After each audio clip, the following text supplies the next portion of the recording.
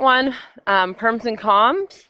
So right now, when I go through this list, it won't make a lot of sense to you, but later on when we go through perms and coms separately, you can go back to this list and you'll be like, oh, okay, that makes sense. So permutation is when order matters. So if you're arranging letters and words, like pool or lopu, you would say are two different words. So the order in which you put those letters matters. If the order matters, then it's a permutation. Putting people with titles, itineraries, people sitting together or lining up for a picture because the order matters. You're lining them up, you're arranging them. A PIN number, like if your PIN number was 1234 and you put 4321, you're not getting any money out of whatever you're doing. Okay? License plates, order or winning first, second, or third, or if it has the word arranging. So I'm going to star this and I'm going to write this. If you see the word arrange in the question, if you're arranging something, you're putting it in a specific order. So it's a permutation. So that word arrange tells you it's a permutation. I would write that down. So combination, order doesn't matter. Groups of people where titles are not given.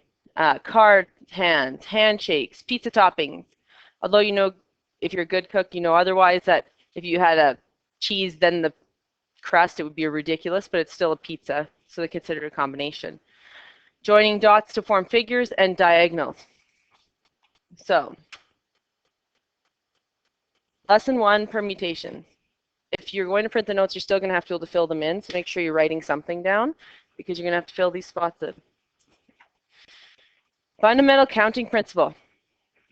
So consider a task made up of several stages. If the number of choices for the first stage is A, and the number of choices for the second stage is B, the number of choices for the third stage is C, etc., then the number of ways to complete the task is A times B times C. This is called the fundamental counting principle, or FCP. So an example would be if you were making like a robot, let's say, and there was X number of colors for the head of the robot and X number of colors for the body of the robot and X number of colors for the legs of the robot, then you would take however many different colors for the head and you times it by the body, and then you times by the combinations or the different options for the legs. And the reason why you do that is whenever you say the word and, you're going to multiply, and whenever you say the word or, you're going to add. So and, if you ever say and, so you need the colors of the head and the body and the legs to make the entire robot, correct? Then you're going to multiply the options.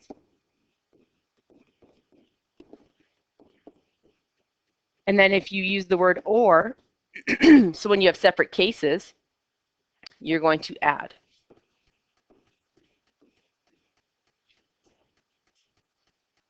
So we're going to look at example 1. A toy manufacturer makes a wooden toy in 3 parts. Part 1, the top part, may be colored red, white, blue, or pink.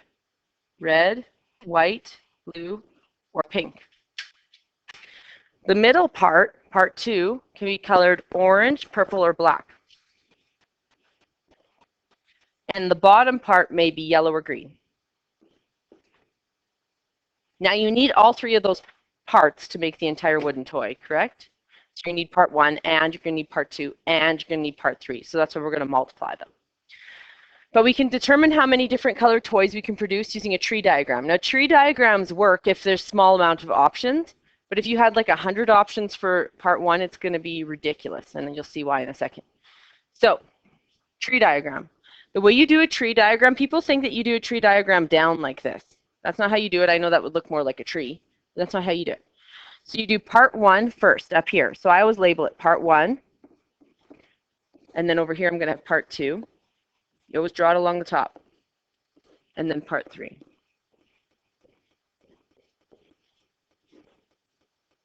Okay?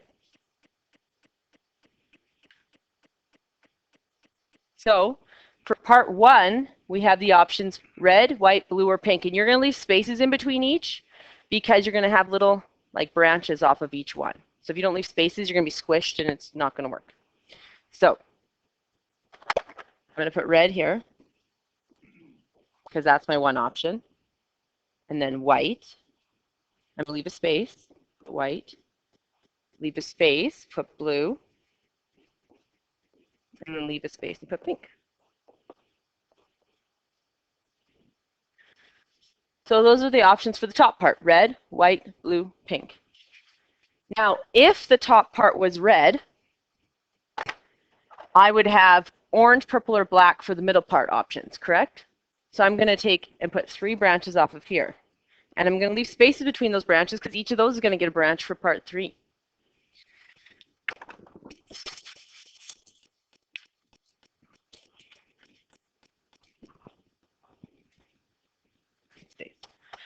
Okay, part 2. So you have red as the part 1, and then you'd have the part 2 could be orange. I'm going to be lazy and put R. Purple, and put pup, or black. Blah. Then white, if it was part 1 was white, we could have orange for the middle, purple. I don't know why I put pup instead of purr, but whatever. And then black. And then for blue, I'm going to have orange, purple, black. And then for pink, orange, purple, black. Do you see how if there was a whole bunch of options, this would be horrible? Like if you had 100 options for part 1, you'd have to list all 100 options, and off of those, you'd have to have 3 branches. Like this would just get ridiculous. So it's probably not your go-to method, but it's proving that this works. Then part 3, I have yellow or green. So if part 1 was red and part 2 was orange, then part 3 could be yellow or green. So Y or G. If part 1 was red, part 2 was purple, part 3 could be yellow or green. Part 1 was red, part 2 was blue, part 3 could be yellow or green. And you're just going to keep doing that. And I squished them too much.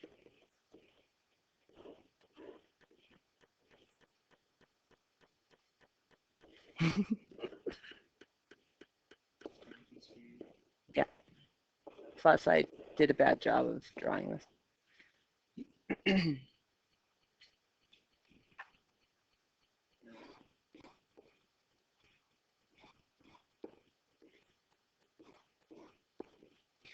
So technically, you could list all the options, right? You could have a red part 1, orange, yellow, red, orange, or green, red, purple, yellow, red, purple, green, red, blue, yellow, red, blue, green, or you could have a white part, top part 1, white, orange, yellow, white, orange, green, white, purple, yellow, white, purple, green, white, blue, yellow, white, blue, green, all those options, right? So we could list them all out or we can count them. 1, 2, 3, 4, 5, 6, 7, 8, 9, 10, 11, 12, 13, 14, 15, 16, 17, 18, 19, 20, 21, 22, 23, 24. So there's 24 different options.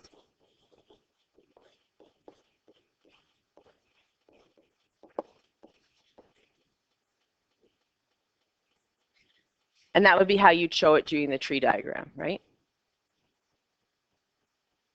Now, using the fundamental counting principle, if you have parts of an object that you need to use each one to make up the whole, you can use the fundamental counting principle. So this would be part 1. This would be part 2. This would be part 3. I always list my options below the blank. So in part 1, I'd have red, white, blue, or pink. So that's 4 options. So I always list the options below, put how many there are above. Okay, list the options below, put how many there are above, always. So part 2, I'd have orange, purple, or black. So 1, 2, 3 options. So I put the number of options above. Yes, I'm not picking all 3 options at once. That's not what that means, which is what I thought it meant in grade 12 and really stunk at this unit. This is how many options there are, not how many you're using. Okay. And then part 3 is yellow and green. So I have 2 options. Now the question is, do I use part 1 and part 2 and part 3 to make the object? Or do I use part 1 or part 2 or part 3 to make the object? And if it's and, we multiply. 4 times 3 times 2, 24. And I didn't have to do the tree diagram. So the tree diagram proves that it works. that fundamental counting principle works, and fundamental counting principle is much easier than the tree diagram. The tree diagram also only works if there's no restrictions as well, so it's not your best bet. But it's there to prove that fundamental counting principle does work. Okay? Well, what happens if there's restrictions? If there's restrictions, you have to use fundamental counting principle. You can't use it. You will see. Okay, example 2. Yes, I know these examples are going to look ridiculous to you. They're going to sound ridiculous, and you're going to be like, why are we doing this? This is ridiculous. Because it's in the curriculum. That's why you're doing it. And because it's joyful. You know, it brings joy to everyone around you. All right. Example 2. A school cafeteria offers sandwiches. I know. See, this could happen. With fillings of ham, salami, cheese, or egg. So those are my options of the fillings. I have fillings, and they're ham or salami or cheese or egg. And these lovely fillings can be put on white or whole wheat or rye bread. Now it's going to ask you how many different sandwiches can be made using one filling and one type of bread. I know, exciting, isn't it? So we are going to list the 2 parts. What are the 2 parts of the sandwich? Filling and bread.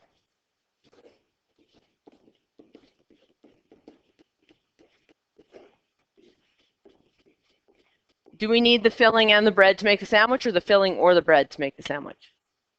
And so we're going to multiply. Just closed off. So we list our options of filling. We have ham, we have salami, we have cheese, we have egg. How many options is that? 4. So we put the number of options on the top. Bread, we have white, we have whole wheat, and we have rye bread. So those are our 3 options.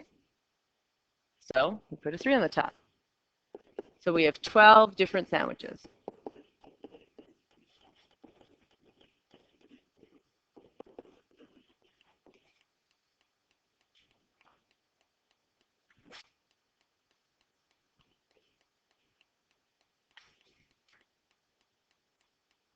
Example 3, a math 30 quiz. Don't let, like, when you see a number, think it has to be somewhere in it. So I have, like, people try to put 30 somewhere in here. That's just like, it's like math 30-1. Like, it's just your course. Don't use that number. All right. Math 30 quiz consists of 8 multiple choice questions.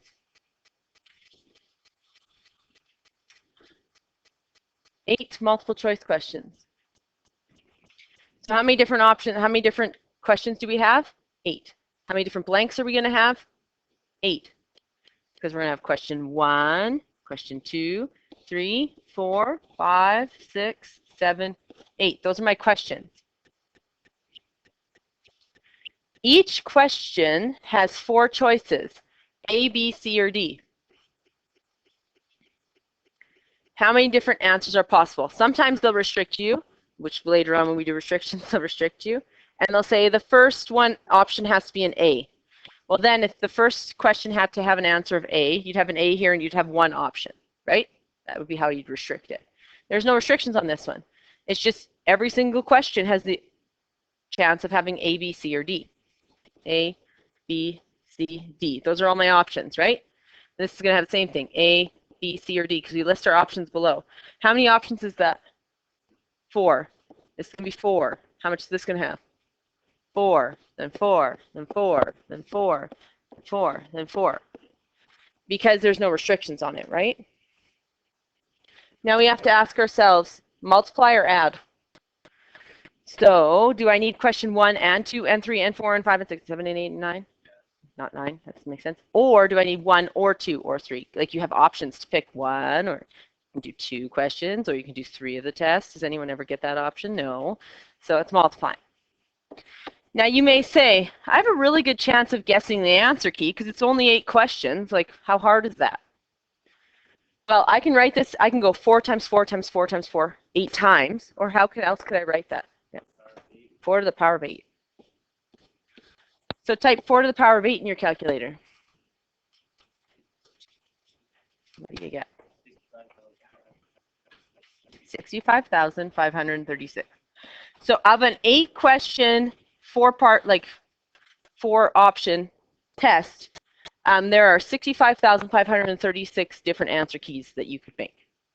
So if you're someone who's like, I'll just list all the options, like I'll go A, and the next one could be B, C, D, and then I'll go A, and the next one could be C, B, D, and I'm going to go A, and like you're going to try and work it out that way. I'm promising you're going to miss one or two or 1,000 because there's 65,000 options that you would draw, okay? So some people try and do that method. It's not a good one. You will miss a few, or you'll use that the whole time on your test to do that. So that's not good. So those ones are easy because there's no restrictions. The next ones aren't bad once you add restrictions to it. So fundamental counting principle involving restrictions. Restrictions means that I'm restricting some part of it to have only certain options, okay? So in solving problems involving restrictions, it's important to do the restriction first. You must do the restriction first, okay? So if, for example, in the last one I said the question 1 had to be an A, I would do that one first and then I do the rest of the questions. If it said the last question had to have option D, I put option D in the last blank, say there was one option, and then I do the rest. Okay, you have to do the restriction first. So, example 4. In how many ways can 5 different models, this is huge. If it says different models or same model, it makes it totally different, the question. Different models means one is a Honda Civic and the other one is a Ford F-150. So one's a truck and one's a car. They're both the exact same black. Can you tell them apart? I know that's a ridiculous question. Yes, you can, because one's a truck and one's a car. However, if they were the same model, so both were a Honda Civic and both were the exact same black, and I sat them there in front of you, and then I said, close your eyes, cover your ears, and I quietly swapped them and put them in the exact same spots, would you say that I moved them? No, you'd say it looks exactly the same, that you didn't do anything, right? So if they're the same model of vehicle, you have to watch because that means there's repetitions, which is what we're going to deal with tomorrow. But today we're not. So if it says different model, that's a good thing. It doesn't matter that they're all black. It doesn't matter that they're all the same black. You could easily tell the difference. It's a Honda Civic and a truck. I tell you to close your eyes and I move them. And you're like, yeah, you moved them, obviously, right? So difference here is different models. And I would put a little star beside that so you remind yourself the difference between different model and same model makes a big difference, okay? Different model means I don't care they're all black, they look different, so I can tell the difference. So we have 5 different models of black cars and 4 different models of red cars.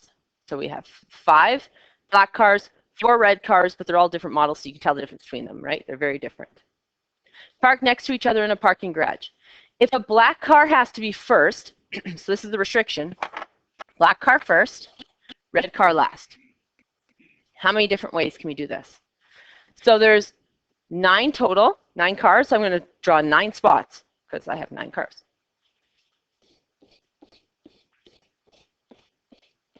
Whenever I'm drawing blanks, I'm using the fundamental counting principle here.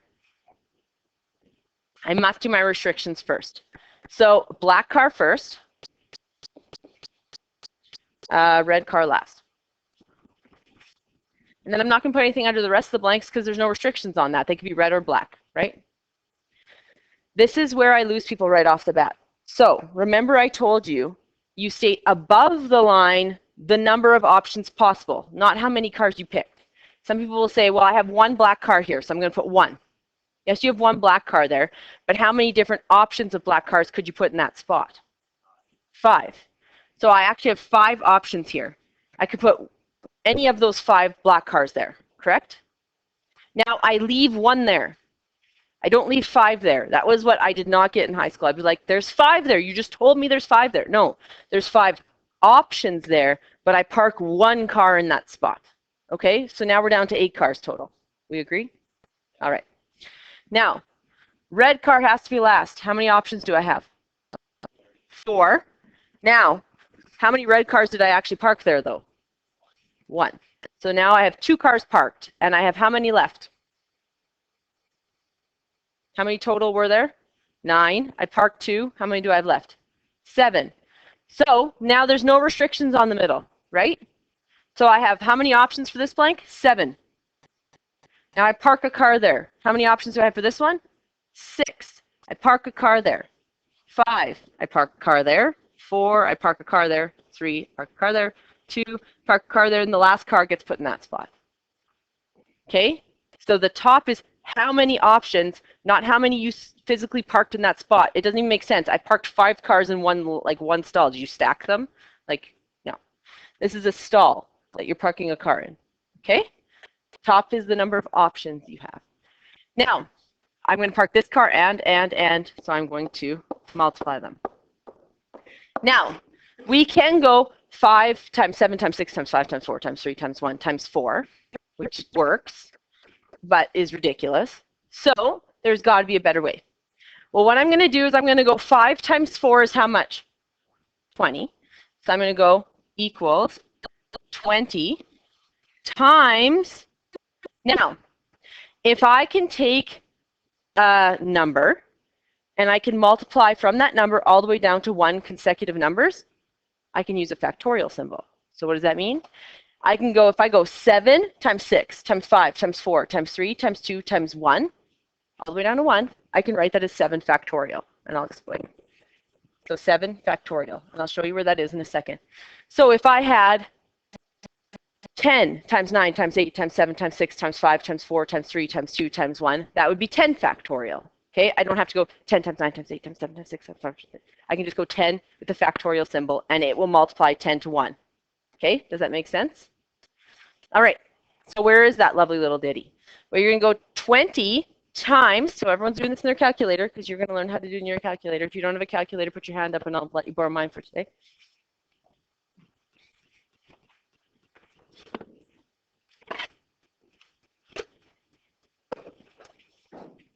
So you're going to go 20 times 7, and then you're going to press the math button. I need to pull my calculator up. You're going to press the math button. You're going to arrow to the left 1, and then you're going to pick number 4. Arrow to the left. To the left. Get yourself on PRB. So you'll have a PRB at the top, and you pick number 4. And then hit enter, and it does it for you.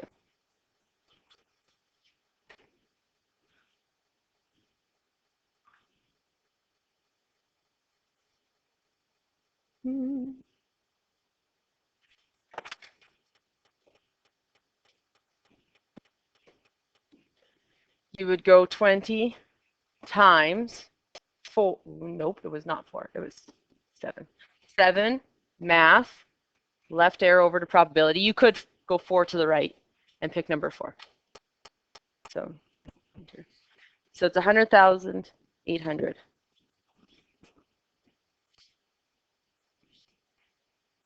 Go away.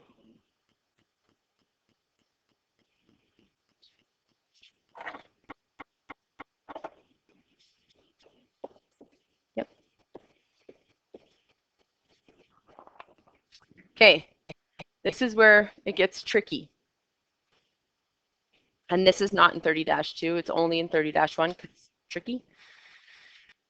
Eric has assigned the task of determining how many odd 4-digit numbers. How can you tell if a number's odd?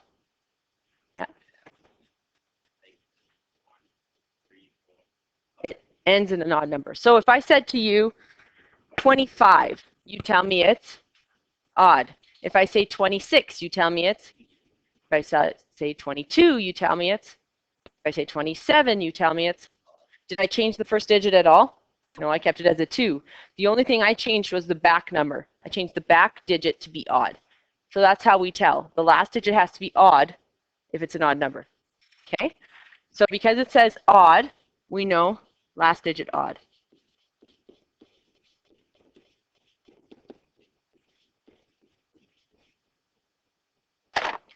Then it says 4-digit number. That means it's going to have 4 numbers to make it up. So like 1,000 is a 4-digit number. 7,322 has 4 digits to make that number. Okay? So a 4-digit number has 4 blanks. Now, what you have to realize when they say digit number is that the first blank can't be 0. They're not going to say a 4-digit number and the first blank can't be 0. When they say 4-digit number, that's telling you the first blank can't be 0. Why can't it be 0?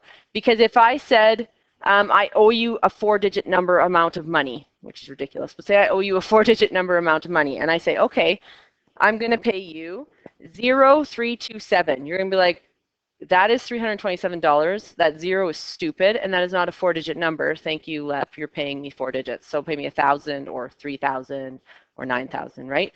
So you can't have a zero in that first blank, or it's actually not a 4-digit number. It's just a 3-digit number with a zero in front. Okay? So whenever it says 4-digit number, that tells you first digit can't be zero.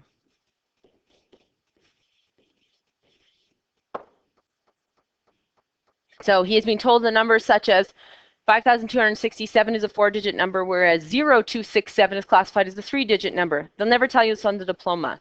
When you hear 2-digit or 3-digit, etc. digit, it means that the first digit can't be zero. Okay? So we have a 4-digit number. So we have 4 blanks. 1, 2, 3, 4. On the top, I list how many. On the bottom, I list the options. Okay? So I'm going to start with my restrictions. My restrictions occur on the last blank and the first blank. Correct? Does it matter which one I do first? No. So I'm going to do the last blank first. So in order for this to be an odd number, I can only use 1, 3, 5, 7, or 9 as my options. 1, 3, 5, 7, or 9 is my options. I can't use 11 because 11 is 2 digits, and that would take up 2 blanks. And I only want to put stuff into 1 blank, correct? And every blank can only have 1 number. So if I used 11, that would actually be 2 numbers in 1 blank, which doesn't make sense. Okay? So my options are 1, 3, 5, 7, or 9. That's 5 options. So I put a 5 up here. Am I putting all 5 in that blank? No. I have 5 options in that blank. I'm leaving 1 number there, okay, at a time. Then I have to restrict my first blank because that's the other place I have a restriction. It can't be 0.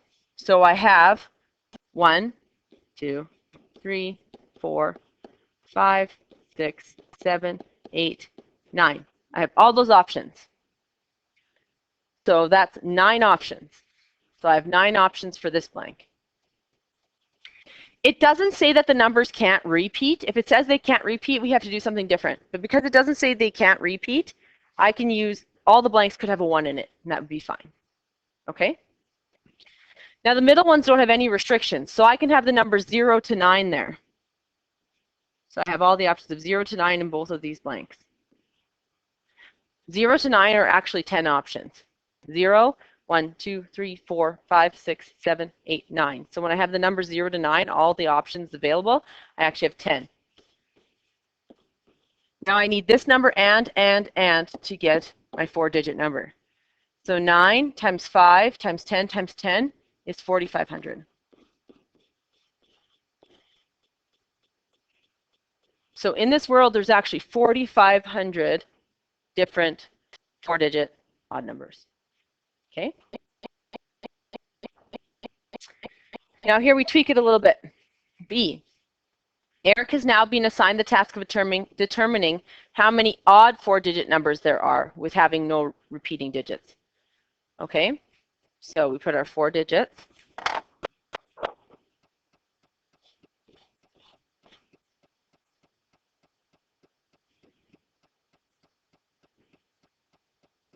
Now, we still have the same options at the end, 1, 3, 5, 7, 9.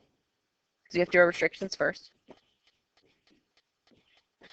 My only thing for you, my way of making this work, is I always pick one option to stay there. So I do have 5 options. I'm going to put the 5 there. But it says I can't repeat, correct? So whenever it says I can't repeat, I just pretend to keep one of them there. So which number do we want to pretend to keep there? 1, 3, 5, 7, or 9? 9? Okay, so I'm going to circle it, and I'm going to pretend that I keep 9 there. Now I have to go to the first blank because it can't be a 0. But what also can't it be now? 9, because I kept 9 in that blank, right? So I have 1, 2, 3, 4, 5, 6, 7, and 8. So I have 8 options. Okay. Now I'm going to circle, what one do I want to keep there? 8? Most people are really good at this point, and then the next one they just make an oopsie, a very easy oopsie that everyone forgets. So what can't be in the second blank? 8 or 9. So everyone does this. They go, okay, so it's 1, 2, 3, 4, 5, 6, and 7. But we also have never not used 0 yet. We couldn't use a 0 here because that wouldn't make it odd. We couldn't use 0 here because it wouldn't be a 4-digit number. So remember that you have to bring that 0 back. Okay? So we have 0 to 7. I'm going to write it like this because I'm lazy. Okay? So how many options is that? 8. Now I'm going to keep the 7 or the 0 because they're the only numbers I wrote. And then I'm going to have 0 to 6. I have 7 options. So whenever there's a restriction, I always just start circling and pretending I keep numbers somewhere. Okay? How many options is that? 8.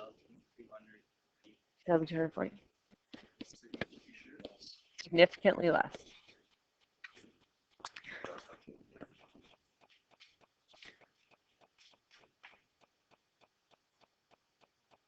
Okay, I want you guys to try example 6.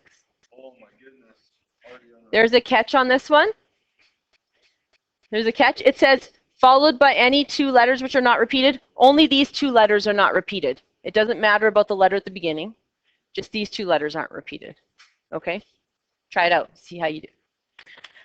So car number plates in an African country consist of a letter other than I or O. So I or O are out. There's 26 letters in the alphabet, if you forgot that. Vowels, which I thought everyone knew, but I have since found out while teaching that there are people in grade 12 who don't know what vowels are, which is fine. They're A, E, I, O, and U. There are 5 vowels. There's no sometimes Y in math. Okay? Which means if there's 5 vowels, there's also another word that I didn't know that people didn't know, but people don't know it. There's 21 consonants. So people will read consonants, and they'll read it as constants, and then they're like, have no clue. It's consonants. Consonants are the opposite of a vowel. So consonants are not a vowel. Okay, so there's 5 vowels, there's 21 consonants. Okay? Yes, there is. All right. Consonants. Okay. So I or O followed by 3 digits. The first can't be 0, so I'm going to put a 0 with a slash through it. Followed by any 2 letters that can't be repeated. Okay? So I do my restrictions first. So I'm going to say here, I have 24 letters because there's 26 total and I can't use 2. This one can't be a 0.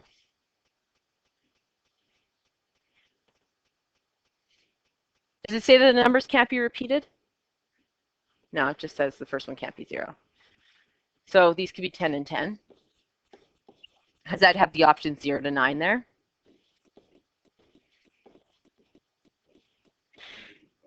And then the following 2 are 2 letters that can't be repeated.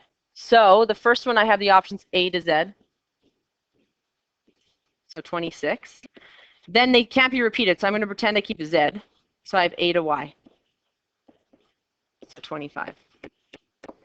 And I need all of them to make up that license plate, so I need ands. And how much is that? A really large number. Wouldn't it be 25 and 24 because the first one can't be repeated? Or is that not counting? Yeah, I said just the back 2 numbers can't repeat themselves. Yeah.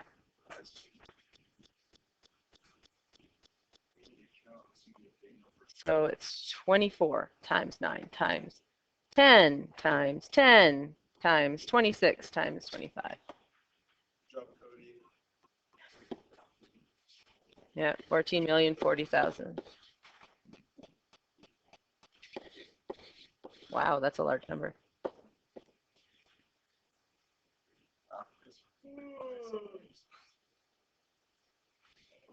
It never keeps popping up. I need to like close everything.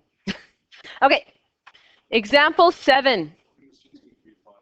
James wants to travel from Pitland to St. Luke's. How many different routes are there from Pitland to St. Luke's? Okay, so we're not going to go like this, back here, down to here, back here, over here, and then back here. We can only like work our way to St. Luke because that's ridiculous. No one would do that. You wouldn't go to like Pitland or from Pitland to R, then back to Pitland, then to Q, then back to Pitland, then to St. Luke's. That's just ridiculous. No one would do that. Okay?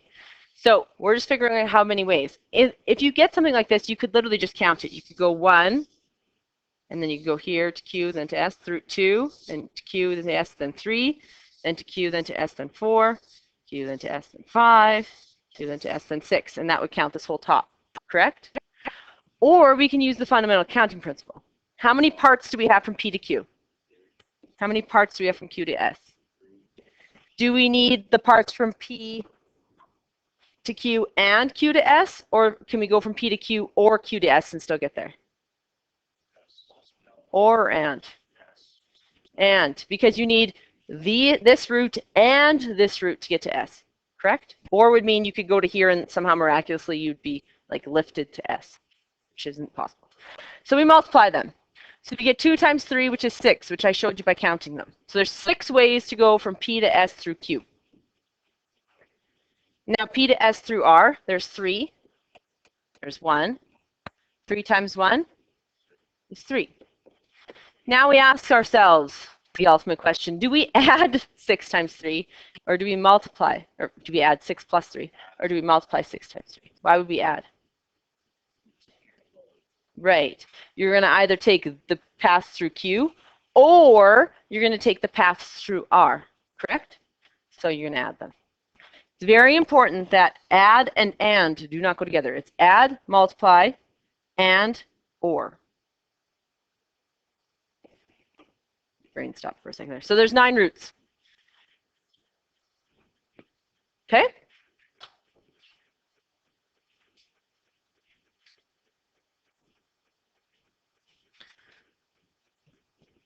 So we're going to do example 8, and then we're going to get a little bit of homework on this lesson, and we're not going to finish it today just because we started later. Okay. So, example 8. The telephone numbers allocated to subscribers in a rural area consists of one of the following. The digits 345, so we use the digits 345, and then we're going to follow them by 3 further digits. Does it say they can't be repeated? No, so we assume they can. The only time you assume they can't be repeated is they have to say can't be repeated, okay? They don't have to say it can be repeated. So unless they specify that it can't be repeated, you assume you can repeat, okay? Or means what? We're going to add.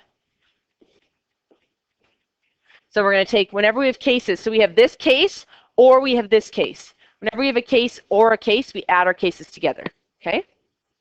Our second case is the digit 2.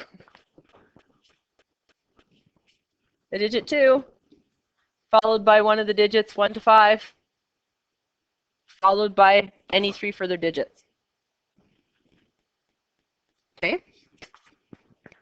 So we're going to have, this one has 6 options. I know this is kind of ridiculous. This one is a 6-digit number, and this one's a 5, but whatever. So 1, 2, 3, 4, 5, 6 for our first case, or we have the digit 2, followed by one of the digits 1 to 5, followed by 3 digits. So we have 6 blanks, or we have 5 blanks.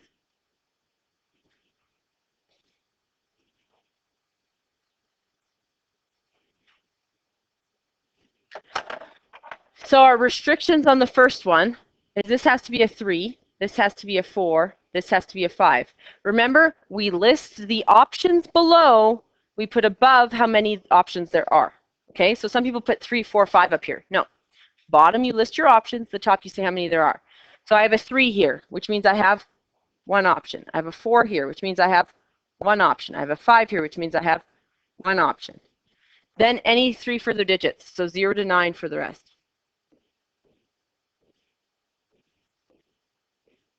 10, 10, 10. I multiply them, and I get 1,000.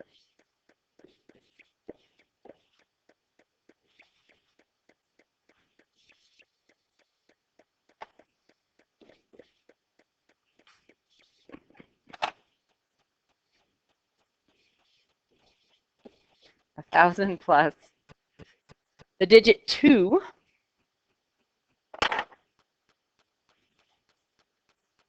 followed by one of the digits 1 to 5, so 1 to 5 are my options, followed by any 3 further digits, 0 to 9, 0 to 9, 0 to 9. So I have one option here because it could be a 2. 1 to 5, so I have 5 options. And 10, 10, 10, which is actually 5,000. So I have 6,000 total because I add them. Now keep in mind on your diploma, they always have 1 correct answer and 3 of your common errors. So one of the errors on that one, I'm pretty sure will be multiplying those 2 together. All right, turn to your textbook. Well, for 1, 12, and 13 are